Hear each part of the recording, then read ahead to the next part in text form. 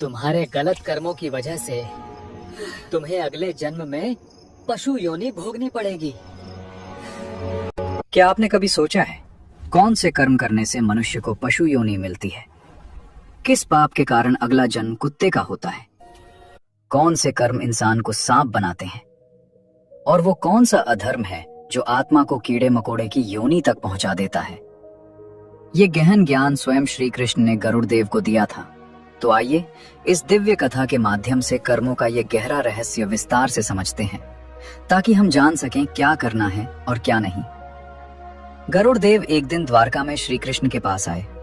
उनके मुख पर गहरी जिज्ञासा थी और मन में एक प्रश्न जो उन्हें भीतर से व्याकुल कर रहा था। प्रणाम कर वे बोले, प्रभु, मैंने देखा है कि मृत्यु के बाद कुछ जीव मनुष्य योनि में नहीं लौटते। कोई कुत्ता बन जाता है, कोई सांप, कोई कीड़े मकोड़े की योनि में चला जाता है। ये देखकर मेरा हृदय विचलित हो उठता है। कृपया बताइए, ऐसे कौन से पाप होते हैं जिनके कारण मनुष्य को पशु योनि प्राप्त होती है? श्री कृष्ण मंद मुस्कान के साथ गरुड़ देव की ओर देखे। उनका स्वर शांत था, पर शब्दों में गहरी गंभीरता थी। वे बोले, गरुड़, तुम्हारा ये प्रश्न अत्यंत महत्वपूर्ण है। ये केवल तुम्हारी जिज्ञासा नहीं, बल्कि समस्त मानव जाति के लिए विचार करने योग्य विषय है। कर्म का फल सूक्ष्म होता है और उसे समझना सरल नहीं। थोड़ा ठहर कर श्री कृष्ण ने आगे कहा, इसका उत्तर मैं तुम्हें सीधे नहीं, बल्कि एक कथा के माध्यम से दूंगा। ये कथा हर उस मनुष्य के लिए कल्याणकारी होगी जो अपने कर्मों और उनके परिणामों को समझना चाहता है। इतना कहकर श्री कृष्ण कथा आरंभ करने लगे और गरुड़ देव ध्यान पूर्वक सुनने लगे। बहुत ही समय पहले की बात है। एक शांत और हरियाली से भरे गांव में एक ब्राह्मण रहता था। उसका घर सादा था, पर उसमें संतोष और शांति का वास था। ब्राह्मण वेदों और शास्त्रों का गहरा ज्ञान रखता था। उसका जीवन नियम, संयम और धर्म के मार्ग पर चलता था। उसके साथ उसकी पत्नी रहती थी, जो स्वभाव से अत्यंत सरल, पवित्र और धर्मपरायण थी। दोनों का जीवन एक दूसरे के सम्मान और समझ पर टिका हुआ था। ब्राह्मण की पत्नी प्रतिदिन प्रातः ब्रह्म मुहूर्त में उठती, स्नान करके स्वच्छ वस्त्र धारण करती और सबसे पहले तुलसी के पौधे में जल अर्पित करती। दीप जलाकर वह ईश्वर का स्मरण करती और पूरे मन से प्रार्थना करती। उसके लिए यह केवल एक नियम नहीं था, बल्कि श्रद्धा से भरा हुआ भाव था। घर के हर काम में उसका मन लगा रहता और वह बिना किसी शिकायत के अपने कर्तव्यों का पालन करती। उनके घर में धन, अन्न और सम्मान की कोई कमी नहीं थी। गांव के लोग ब्राह्मण का आदर करते थे और कठिन समय में उससे सलाह लेने आते थे। पर एक कमी थी जो दोनों के हृदय में चुपचाप पीड़ा बनकर रहती थी। उनके घर में कोई संतान नहीं थी। विवाह के कई वर्ष बीत गए थे, पर सूना आंगन उन्हें भीतर से कचोपता रहता। एक दिन संध्या के समय ब्राह्मण अपनी पत्नी के पास आकर बोला, मैंने जीवन में जो कुछ पाया है वो सब ईश्वर की कृपा से है, पर मन के किसी कोने में ये अभाव बार बार उभर आता है। क्या हमने कहीं कोई त्रुटि की है जो हमें ये सुख नहीं मिला? पत्नी ने शांत स्वर में उत्तर दिया, स्वामी, ईश्वर जो करता है वह हमारे कल्याण के लिए ही होता है। संभव है ये भी हमारी किसी परीक्षा का समय हो। हमें धैर्य नहीं छोड़ना चाहिए और प्रार्थना करते रहना चाहिए। इसके बाद दोनों ने और अधिक नियम पूर्वक ईश्वर की उपासना आरंभ की। ब्राह्मण ने व्रत किए, दान दिया और तीर्थों का स्मरण किया। वो प्रतिदिन ईश्वर से केवल एक ही वरदान मांगता, संतान का नहीं, बल्कि सद्बुद्धि और सही मार्ग पर चलने की शक्ति का। पर मन के भीतर एक कोमल इच्छा भी छिपी रहती। समय बीतता गया। विवाह के 7 वर्ष पूरे हो गया। एक दिन ब्राह्मण की पत्नी ने एक अद्भुत स्वप्न देखा। उसने देखा कि एक दिव्य प्रकाश उसके घर में प्रवेश कर रहा है। वो घबरा कर उठी, पर उसके मन में एक अजीब सी शांति थी। कुछ ही दिनों बाद उसने ब्राह्मण को यह समाचार दिया कि वो गर्भवती है। ब्राह्मण की आंखों में उस दिन आंसू थे, पर वे आंसू दुख के नहीं, कृतज्ञता के थे। वो बोला, लगता है ईश्वर ने हमारी प्रार्थना सुन ली। अब हमारा कर्तव्य और भी बढ़ गया है। हमें इस आत्मा को सही संस्कार देने होंगे। समय आने पर उनके घर एक पुत्र का जन्म हुआ। पूरा घर आनंद से भर गया। वर्षों से सूना पड़ा आंगन बालक की किलकारियों से गूंज उठा। ब्राह्मण और उसकी पत्नी उस बालक को देखकर थकान और पीड़ा सब भूल गए। उनके लिए वो बालक केवल संतान नहीं, ईश्वर का प्रसाद था। ब्राह्मण बालक को गोद में लेकर अक्सर कहता, मैं चाहता हूँ कि मेरा पुत्र बड़ा होकर वेदों और शास्त्रों का ज्ञाता बने और धर्म के मार्ग पर चले, जैसे हमारे पूर्वज चले हैं। यदि उसके हृदय में करुणा और सत्य होगा तो ज्ञान अपने आप उसके पास आएगा। हमें उसे प्रेम और सही उदाहरण देना होगा। ब्राह्मण स्वभाव से अत्यंत दयालु था। प्रतिदिन प्रातः वो एक गाय को रोटी खिलाए बिना भोजन नहीं करता था। उसे लगता था कि ये उसका धर्म है। गांव की गलियों से गुजरते समय यदि कोई कुत्ता, बिल्ली या पक्षी उसे दिख जाता तो वो रुककर उसे कुछ न कुछ खाने को अवश्य देता। ये सब वो दिखावे के लिए नहीं, बल्कि भीतर की करुणा से करता था। एक दिन एक पड़ोसी ने उससे कहा, आप इतना दान करते हैं, हर जीव का इतना ध्यान रखते हैं, क्या आपको कभी ये बोझ नहीं लगता? ब्राह्मण ने शांत भाव से उत्तर दिया, यदि किसी भूखे को देखकर भी हृदय न पिघले तो ज्ञान और धर्म का क्या अर्थ रह जाता है। उसका पुत्र धीरे धीरे बड़ा होने लगा। ब्राह्मण उसे अपने साथ बैठाकर वेदों की ध्वनि सुनाता, मंत्रों का उच्चारण करवाता और साथ ही जीवन के छोटे छोटे संस्कार भी सिखाता। वो उसे केवल पुस्तक का ज्ञान नहीं, व्यवहार का ज्ञान देना चाहता था। बालक भी पिता की बातों को ध्यान से सुनता और उनके कार्यों को देखता।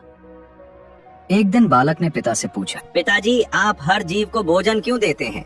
वे तो बोल भी नहीं सकते। ब्राह्मण ने उसके सिर पर हाथ रखते हुए कहा, बेटा, वे बोल नहीं सकते, पर पीड़ा तो महसूस करते हैं।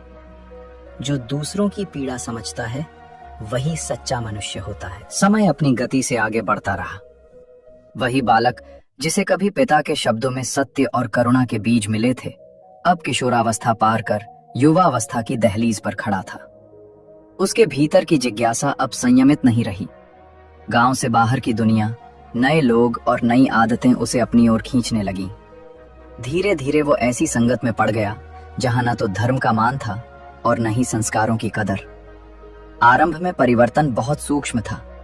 वो पिता के साथ वेद पाठ में कम बैठने लगा, पूजा के समय बहाने बनाने लगा, माता की कही बातें उसे बोझ लगने लगीं। ब्राह्मण ये सब देख रहा था, पर उसने धैर्य नहीं छोड़ा। उसे विश्वास था कि पुत्र अपने मार्ग से भटक तो रहा है, पर लौट आएगा। एक दिन ब्राह्मण ने शांत स्वर में पुत्र से कहा, बेटा, मैं देख रहा हूँ कि अब तुम्हारा मन न अध्ययन में लगता है न साधना में। बताओ, क्या तुम्हें कोई कष्ट है या हमसे कोई भूल हो गई है? पुत्र ने उपेक्षा से उत्तर दिया, पिताजी, आप हर बात को धर्म और नियम से क्यों जोड़ते हैं? आज की दुनिया अलग है। हर समय ग्रंथों में डूबे रहना जीवन नहीं होता। मुझे अपने तरीके से जीना है। माता ये सुनकर व्यथित हो उठी, चिंता के साथ बोली, बेटा, अपने तरीके से जीना गलत नहीं है, पर सही और गलत का भेद जानना भी आवश्यक है। हम तुम्हें रोक नहीं रहे, बस तुम्हें गिरने से बचाना चाहते हैं। पर पुत्र के कानों पर जैसे जूं तक नहीं रेंगती थी। अब वो देर रात तक घर से बाहर रहने लगा। उसके नए मित्र उसे गांव के बाहर ले जाते, जहां नशा और मांस का सेवन आम बात थी।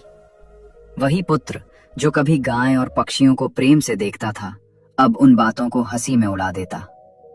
एक रात वो नशे में झूमता हुआ घर लौटा। उसके वस्त्र अस्त व्यस्त थे और आंखों में मदिरा की लाली साफ दिख रही थी। ब्राह्मण ने यह दृश्य देखा तो उसका हृदय कांप उठा। उसने कठोर शब्द नहीं कहे, पर स्वर में गहरी पीड़ा थी। बेटा, यह मार्ग तुम्हें कहाँ ले जाएगा? मैंने तुम्हें सत्य और संयम सिखाया था। तुम्हारे कर्म केवल तुम्हें ही नहीं, पूरे वंश को प्रभावित करेंगे। पुत्र हंस पड़ा और बोला, पिताजी, आप पुरानी बातों में जीते हैं। जीवन एक बार मिलता है, अगर अपने मन से न जिया तो ऐसे जीवन का क्या अर्थ? उसकी बातों ने माता पिता के हृदय को जैसे चीर दिया।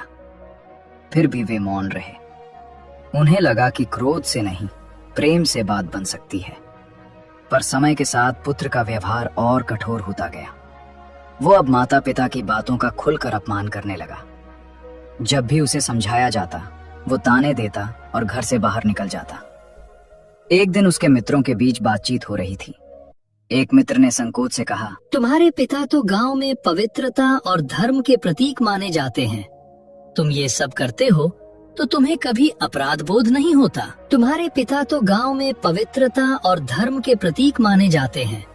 तुम ये सब करते हो तो तुम्हें कभी अपराध बोध नहीं होता। पुत्र ने मदिरा का पात्र उठाते हुए उत्तर दिया, पिता का जीवन उनका है, मेरा जीवन मेरा है। मैं उनकी तरह बनकर अपनी जवानी नहीं गंवाना चाहता। उसकी हंसी में घमंड था और आंखों में अहंकार। वो ये भूल चुका था कि स्वतंत्रता और उच्छृंखलता में अंतर होता है। उधर घर में माता हर रात दीपक के सामने बैठकर प्रार्थना करती। उसके शब्द मौन होते, पर आंसू बहुत कुछ कह जाते। एक संध्या ब्राह्मण ने अंतिम बार प्रयास करने का निश्चय किया। उसने पुत्र को अपने पास बैठाया और गंभीर स्वर में बोला, मैं तुम्हें आदेश नहीं दे रहा, केवल अनुभव की बात कह रहा हूँ। जो कर्म आज सुख देते लगते हैं, वे कल पीड़ा बनकर लौटते हैं। पुत्र ने झुंझला कर उत्तर दिया, आप हमेशा भविष्य की बातें करते हैं। मैं वर्तमान में जीता हूँ। मुझे उपदेश नहीं चाहिए, मुझे मेरी आजादी चाहिए। उस रात ब्राह्मण बहुत देर तक जागता रहा। उसे अपने ही कर्मों पर विचार आने लगा। क्या कहीं पालन पोषण में कोई कमी रह गई थी? क्या प्रेम अधिक था या अनुशासन कम? उसके भीतर एक अनजाना भय घर करने लगा, मानो आने वाला समय कोई कठोर परीक्षा लेने वाला हो। पुत्र अब पूरी तरह गलत संगत में डूब चुका था। मांस और मदिरा उसके लिए सामान्य हो गए थे। घर की मर्यादा, माता की ममता और पिता का तप सब उसके लिए अर्थहीन होते जा रहे थे।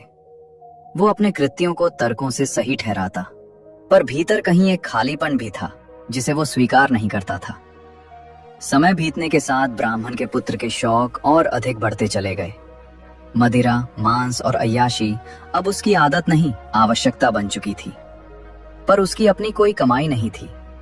अब तक वो जो कुछ करता आया था, पिता के धन पर ही निर्भर था। धीरे धीरे ब्राह्मण के घर का सारा संचित धन उसी की गलत आदतों में नष्ट हो गया। जो घर कभी संतोष और सादगी का प्रतीक था, वहां अब अभाव ने दस्तक दे दी। एक दिन वो फिर पिता के पास आया। उसके स्वर में विनय नहीं, अधिकार था। उसने रूखे स्वर में कहा, मुझे धन चाहिए। मेरे मित्र प्रतीक्षा कर रहे हैं। आज मुझे खाली हाथ नहीं जाना है। ब्राह्मण ने उसकी आंखों में देखा। वो समझ गया था कि ये धन किसी अच्छे कार्य के लिए नहीं मांगा जा रहा। भारी मन से उसने उत्तर दिया, बेटा, अब मेरे पास देने को कुछ भी नहीं बचा। जो था वो सब तुम्हारे शौकों में चला गया, और मैं ऐसे कर्मों के लिए अब और धन नहीं दे सकता। ये सुनते ही पुत्र का क्रोध भड़क उठा। तो आपने मुझे बेसहारा छोड़ दिया। आपने कभी मेरी इच्छाओं को समझा ही नहीं। अगर धन नहीं दे सकते तो मुझे उपदेश देने का भी अधिकार नहीं रखते। माता बीच में आई। उसके स्वर में कांपती हुई पीड़ा थी। बेटा, क्रोध में ऐसा मत बोलो। हमने तुम्हारे लिए क्या नहीं किया। आज भी तुम्हें सही मार्ग पर लाने की आखिरी कोशिश कर रहे हैं। पर पुत्र पर जैसे अंधकार छा गया था। गुस्से में उसने घर का सारा मान मर्यादा भूलकर माता पिता से झगड़ा किया। कटु शब्द बोले, अपमान किया और अंत में उन्हें घर से बाहर निकाल दिया। जिस आंगन में उन्होंने उसे चलना सिखाया था, उसी आंगन से वे आज अपमानित होकर निकल पड़े। ब्राह्मण की आंखों से आंसू बह रहे थे, पर वो शांत था। उसने पत्नी का हाथ थामा और कहा, संभव है यही हमारे कर्मों की परीक्षा हो। ईश्वर जहाँ ले जाएंगे वहीं हमारा आश्रय होगा। रात के समय दोनों जंगल की ओर बढ़ते चले गए। न कोई ठिकाना, न कोई साधन। चलते चलते वे एक आश्रम पहुंचे जहां एक वृद्ध गुरु रहते थे। गुरु ने उनके चेहरे पर पीड़ा और तप दोनों को पहचाना। आप यहाँ शरण लेने आए हैं, गुरु ने शांत स्वर में कहा। ये आश्रम सबके लिए खुला है, जब तक चाहें यहाँ निवास करें। उधर ब्राह्मण का पुत्र अब पूरी तरह पतन के मार्ग पर उतर चुका था। माता पिता के जाने के बाद उसके पास न धन बचा था, न कोई सहारा। पर उसके शौक कम नहीं हुए। जब मदिरा और अय्याशी के लिए धन समाप्त हो गया, तो उसने एक और घोर मार्ग चुन लिया। उसने जंगल में निर्दोष, बेजुबान पशुओं का शिकार करना शुरू कर दिया। उनका मांस बेचकर वो धन कमाता और उसी धन से फिर नशे में डूब जाता। एक रात उसके मित्रों के साथ बैठा वो गर्व से बोला, अब मुझे किसी पर निर्भर नहीं रहना पड़ता। जंगल में सब कुछ मुफ्त है, बस हिम्मत चाहिए और हाथ में हथियार। एक मित्र ने हंसते हुए कहा, तुम तो अब सच में अपने पिता से बिल्कुल अलग बन गए हो। उन्हें पता चले तो क्या कहेंगे? उसने ठहाका लगाया। वे अपने आश्रम और भजनों में खुश होंगे और मैं अपनी जिंदगी में जिसे जो पसंद है वही उसे करना चाहिए। समय इसी तरह बीतता गया। पाप पर पाप जुड़ते चले गए। फिर एक दिन उसके शरीर पर लाल फुंसियां निकल आईं। पहले उसने ध्यान नहीं दिया, पर कुछ ही दिनों में वे पूरे शरीर में फैलने लगीं। उनमें असहनीय जलन और पीड़ा थी। वो न ठीक से बैठ पाता न लेट पाता। रातें करवटें बदलते कटने लगीं। उसने अपने मित्रों को बुलाकर कहा, मेरे शरीर में भयानक जलन हो रही है, शायद कोई बीमारी लग गई है। कुछ दिन मेरे साथ रहो, मुझे अकेला मत छोड़ो। मित्रों ने उसे ऊपर से नीचे तक देखा। फुंसियों से रिश्ता रक्त और दुर्गंध उन्हें भयभीत कर रही थी। दोस्तों ने कहा, ये तो कोई भयानक रोग लगता है, हमारे लिए खतरा हो सकता है। तुम किसी वैद्य को दिखाओ, हम यहाँ नहीं रुक सकते। इतना कहकर वे एक एक कर दूर हो गए। जिनके लिए उसने माता पिता को ठुकराया था, वही उसे इस हालत में अकेला छोड़ गए। वो अकेला बैठा अपने शरीर की पीड़ा से कराहता रहा। मन में विचारों का तूफान उठने लगा। आज ये मित्र कहाँ हैं, जिन्हें मैंने अपना सब कुछ माना? और जिन माता पिता को मैंने निकाल दिया, वे मुझसे कितना प्रेम करते थे। उसकी आंखों से आंसू बहने लगे। पहली बार उसे अपने कर्मों का भार महसूस हुआ। मैंने किसके लिए ये सब किया? मदिरा और मांस के लिए? क्षणिक सुख के लिए मैंने अपना सब कुछ खो दिया। अब उसे मां की प्रार्थनाएं याद आने लगी। पिता के शांत शब्द कानों में गूंजने लगे। शरीर की पीड़ा से अधिक मन की पीड़ा उसे जला रही थी। वो जान चुका था कि जिसने अपनों को ठुकराया, वो अंत में अकेला ही रह जाता है।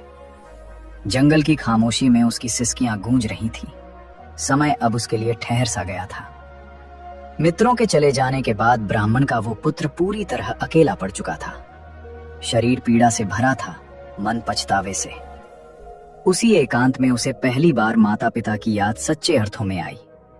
उसे लगा, यदि इस संसार में अब भी कोई उसे स्वीकार कर सकता है, तो वे केवल उसके माता पिता ही हैं। उसी क्षण उसने निश्चय किया कि वो उन्हें ढूंढेगा। न ये जानता था कि वे कहाँ हैं, न ये कि वे जीवित भी हैं या नहीं। फिर भी वो लंगड़ाते हुए जंगल के रास्ते पर चल पड़ा। हर कदम के साथ शरीर की जलन बढ़ रही थी, पर मन में एक ही भाव था, क्षमा मांगने का। चलते चलते वो जंगल के और भीतर पहुंच गया। पेड़ घने होते जा रहे थे। सूर्य का प्रकाश धरती तक मुश्किल से पहुंच रहा था। चारों ओर अजीब सी खामोशी थी, मानो जंगल भी उसे चेतावनी दे रहा हो। पक्षियों की आवाजें भी अब कम हो गई थीं। वो बुदबुदाया, मां, पिताजी, आप जहां भी हों, बस एक बार मुझे क्षमा कर दीजिए। कुछ दूर आगे बढ़ने पर अचानक उसे झाड़ियों में हलचल सुनाई दी। उसका हृदय जोर जोर से धड़कने लगा। अगले ही क्षण उसकी आंखों के सामने एक तेंदुआ आ खड़ा हुआ। उसकी आंखें जलती हुई थीं, शरीर दुबला था और चाल से स्पष्ट था कि वो कई दिनों से भूखा है। वो धीरे धीरे उसकी ओर बढ़ने लगा। ब्राह्मण का पुत्र भय से कांप उठा। उसके पैर जैसे जड़ हो गए। कांपती आवाज में वो बोला, मुझे मत मारो, मैं बहुत पीड़ा में हूँ। मैं अपने माता पिता को खोजने जा रहा हूँ। मेरे शरीर पर फोड़े हैं, मैं और नहीं सह सकता। तेंदुआ रुका। उसकी आंखों में कोई करुणा नहीं, बल्कि कठोर स्मृति थी। गहरी गंभीर आवाज में वो बोला, तुम आज अपने प्राणों की भीख मांग रहे हो। जब तुमने निर्दोष पशुओं को मारा था, तब उन्होंने भी जीवन की भीख मांगी होगी। तुमने तब उनकी पीड़ा नहीं सुनी। लड़के की आंखों से आंसू बहने लगे। वो बोला, मुझसे पाप हो गया, मैं अज्ञान में था। मुझे नहीं पता था कि ये सब इतना भयानक परिणाम देगा। तेंदुआ एक कदम और आगे बढ़ा और बोला, अज्ञान का बहाना मत दो। तुम्हें सही और गलत का ज्ञान था। तुम एक ब्राह्मण के पुत्र हो, फिर भी तुमने जानबूझकर अधर्म चुना। उसकी आवाज जंगल में गूंज रही थी। लड़का पीछे हटना चाहता था, पर शरीर ने साथ नहीं दिया। वो सिसकते हुए बोला, मैंने अपने माता पिता का अपमान किया। आज मैं अकेला हूँ, मुझे एक अवसर और दे दो। तेंदुए की आंखों में एक अजीब सी चमक आई। वो बोला, तुम्हारी कथा मुझे अपनी याद दिलाती है। मैं भी एक समय मनुष्य था, मुझे भी जीवन का सही मार्ग पता था, फिर भी मैंने हिंसा और स्वाद को चुना। लड़के ने चौंक कर उसकी ओर देखा। तुम मनुष्य थे? ये कैसे संभव है? क्या ये भी कर्मों का फल है? तेंदुए ने गहरी सांस ली। उसने कहा, हाँ, पिछले जन्म में मैं भी बेजुबान पशुओं को मारता था, उनका मांस खाता था और उसे अपना अधिकार समझता था। मृत्यु के बाद वो बोला, मुझे इस योनि में जन्म मिला। तब से आज तक इसी जंगल में भटक रहा हूँ। लड़के का शरीर भय से सुन्न हो गया और बोला, तो क्या मेरे लिए भी यही भाग्य है? क्या मेरे पाप मुझे भी ऐसी ही योनि में ले जाएंगे? तेंदुआ गंभीर स्वर में बोला, कर्म कभी नष्ट नहीं होते, वे समय आने पर फल देते हैं। तुम्हारे कर्म आज मेरे सामने खड़े हैं। लड़के ने हाथ जोड़ दिए। मुझे क्षमा कर दो, मैंने जीवन को हल्के में लिया। मुझे नहीं पता था कि हर कर्म का लेखा रखा जाता है। तेंदुआ कुछ क्षण शांत रहा, फिर बोला, पश्चाताप तब मूल्यवान होता है जब कर्म करने से पहले हो। आज का पश्चाताप तुम्हें पीड़ा से मुक्त नहीं कर सकता। आज मैं तुम्हें खाकर अपनी भूख मिटाऊंगा और तुम्हारे लिए ये भी तुम्हारे कर्मों का ही फल है। लड़का जोर से रो पड़ा। माँ, पिताजी, मैंने बहुत बड़ी भूल की। काश समय लौट सकता। पर समय कभी लौटता नहीं। अगले ही क्षण तेंदुए ने उस पर झपट्टा मारा। जंगल की शांति एक चीख से टूट गई। फिर सब कुछ शांत हो गया। कुछ ही पलों में उस ब्राह्मण पुत्र का जीवन समाप्त हो गया। अचानक उसके सामने दो भयानक आकृतियां प्रकट हुईं। उनके नेत्र अग्नि समान थे और हाथों में पाश था। वे यमदूत थे। एक यमदूत कठोर स्वर में बोला, तुम्हारा समय पूर्ण हो चुका है। अब तुम्हें अपने कर्मों का फल भोगना होगा। चलो, यमपुरी में धर्मराज तुम्हारी प्रतीक्षा कर रहे हैं। उस लड़के की आत्मा कांप उठी। मुझे और अवसर नहीं मिलेगा। मैं पश्चाताप कर चुका हूँ। क्या अब भी कोई मार्ग शेष नहीं? दूसरा यमदूत बोला, पश्चाताप का समय जीवन में होता है, अब तो केवल कर्मों का लेखा शेष है। वे दोनों उसकी आत्मा को साथ लेकर यमपुरी की ओर चल पड़े। मार्ग में उसने अनेक आत्माओं को देखा। कोई रो रहा था, कोई कराह रहा था, कोई मौन खड़ा था। हर चेहरे पर अलग पीड़ा थी, पर कारण एक ही था, अपने कर्म। कुछ ही समय में वे यमपुरी पहुंचे। वहां का वातावरण गंभीर था। विशाल सभागृह में धर्मराज यमराज विराजमान थे। उनके मुख पर न क्रोध था न करुणा, केवल न्याय। उनके समीप चित्रगुप्त अपने ग्रंथों के साथ खड़े थे। यमदूतों ने प्रणाम कर कहा, महाराज, ये वही आत्मा है जिसने जीवन में अनेक अधर्म किए। इसे आपके सम्मुख उपस्थित किया गया है। यमराज ने गंभीर दृष्टि से आत्मा की ओर देखा। उन्होंने कहा, चित्रगुप्त, इसके कर्मों का पूरा लेखा प्रस्तुत करो। चित्रगुप्त ने ग्रंथ खोला। उनका स्वर शांत था, पर शब्द कठोर सत्य से भरे थे। ये आत्मा एक धर्मनिष्ठ ब्राह्मण की संतान थी। इसे सही और गलत का पूर्ण ज्ञान प्राप्त था। फिर भी इसने जानबूझकर अधर्म का मार्ग चुना। उन्होंने आगे बढ़ा। माता पिता का अपमान किया, उनके धन को नशे और विलास में नष्ट किया, निर्दोष पशुओं की हत्या कर मांस का व्यापार किया। पश्चाताप देर से किया, जब फल सामने आ चुका था। आत्मा सिर झुकाए खड़ी थी। महाराज, वो बोली, मैंने बहुत बड़ी भूल की। मैं स्वीकार करता हूं कि मेरे कर्म गलत थे। मुझसे जो भी दंड हो, मैं उसे सहने को तैयार हूं। यमराज का स्वर गूंजा, न्याय स्वीकार करना धर्म की पहली सीढ़ी है, पर यह तुम्हारे कर्मों को मिटा नहीं सकता। हर कर्म का फल भोगना ही पड़ता है। उन्होंने कुछ क्षण मौन रखा, फिर बोले, तुमने जीवन में बेजुबान प्राणियों को पीड़ा दी। अब तुम्हें स्वयं उन योनियों में जाकर उस पीड़ा को अनुभव करना होगा।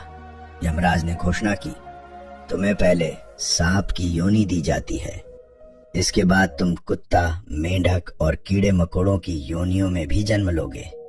वे योनियां जहां भय, भूख और तिरस्कार निरंतर साथ रहते हैं। आत्मा कांप उठी। क्या ये दंड कभी समाप्त होगा? क्या मुझे मानव जन्म फिर मिलेगा? यमराज ने उत्तर दिया, जब तुम्हारे संचित कर्म समाप्त होंगे तभी आगे का मार्ग खुलेगा। ये यात्रा लंबी है पर न्यायपूर्ण है। इसके बाद यमदूतों ने उसे सांप की योनि में भेज दिया। अगले ही क्षण वो स्वयं को धरती लोक में एक सांप के रूप में अनुभव करने लगा। न भाषा थी, न अभिव्यक्ति, केवल भय और भूख। हर पल उसे मनुष्यों से खतरा था, हर जीव उसे मारने को तत्पर था। सांप की योनि में उसने पहली बार समझा कि भय क्या होता है। पत्थरों के नीचे छिपकर रहना, भोजन के लिए संघर्ष करना और हर क्षण मृत्यु की आशंका। उसे अपने पिछले जन्म की क्रूरता अब स्पष्ट दिखाई देने लगी। समय बीतने पर जब उस योनि का फल पूरा हुआ तो उसे दूसरी योनि में भेज दिया गया। कभी वो कुत्ता बना, जहां उसे दुत्कार और भूख मिली। कभी मेंढक, जो हर कदम पर कुचले जाने का भय सहता है। कभी कीड़ा, जिसे कोई महत्व नहीं देता। हर योनि में उसे एक ही बात समझ में आती गई, जिस पीड़ा को मैंने दूसरों को दिया, वही पीड़ा अब मेरा अनुभव बन चुकी है। उसकी चेतना धीरे धीरे परिपक्व होने लगी। उसे माता पिता का प्रेम, पिता की करुणा और माता की प्रार्थनाएं अब स्पष्ट दिखने लगी। पर अब शब्द नहीं थे, केवल अनुभव थे। कथा सुनाने के बाद श्री कृष्ण कुछ क्षण मौन रहे। फिर वो आगे बोले, मनुष्य पशु की योनि प्राप्त करेगा, उसके कई कारण हैं। पहला कारण है क्रूर हिंसा और निर्दयता। जो मनुष्य बिना किसी आवश्यकता के, केवल स्वाद, मजा या मनोरंजन के लिए पशु पक्षियों की हत्या करता है और दूसरों के दर्द को महसूस नहीं करता, उसकी आत्मा को उसी हिंसा से जुड़ी पशु योनि में जाना पड़ता है। ऐसे कर्म करुणा से शून्य होते हैं और करुणा के बिना मनुष्य मनुष्य नहीं रह पाता। फिर श्री कृष्ण ने आगे कहा, दूसरा कारण है भोजन में लोभ और असंयम। जो व्यक्ति केवल जीभ के सुख के लिए जीता है, खाने पीने में कोई मर्यादा नहीं रखता और विवेक को छोड़ देता है, उसे ऐसी योनि मिलती है जहां बुद्धि नहीं, केवल भूख और प्रवृत्ति होती है। मनुष्य को भोजन करना चाहिए, भोजन को मनुष्य पर शासन नहीं करना चाहिए। तीसरे विषय पर वे बोले, तीसरा कारण है काम वासना में डूबा जीवन।